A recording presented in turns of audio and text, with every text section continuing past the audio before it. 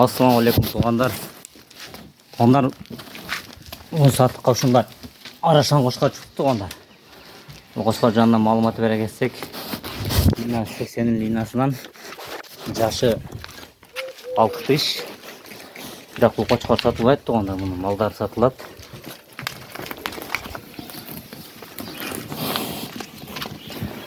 Чоң қошқардың параметрі туғандар метр 7 бойы. Құлағы 21, линиясына келсек 80 линиясынан болады. Ал балдары мына кетіп онда. Балдары бардығы 2 тыш. Параметрлері 95-тен өйде болуш керек, бірақ ченеп қойған емеспін. Окей.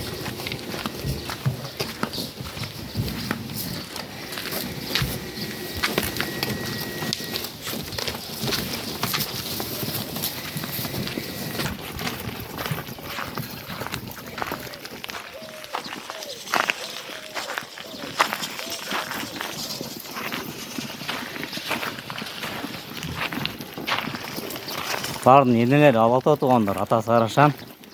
Негізі ал тегі чоң қошқар үлпшектен алғанбыз. Кішінекей қозы малында. Бұл шының балдары туғандар. Қошқалардың адресін айта кетсек туғандар. Жалабат облысы Сақ районы Барп айылына туғандар. Келіп көрсеңіздер болады. Мінекей. Кімге қызық болса, экранның астына номер қалдырамыз, чалып сөйлесіп, саудалашып алсаңыздар болады туғандар.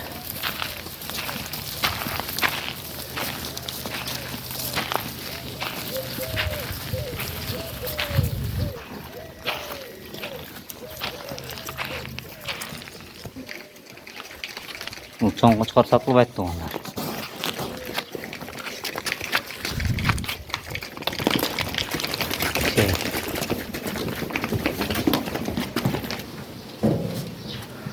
Баларын айта кетсек туғандар 150 мыңден саудалашы жолдары болады.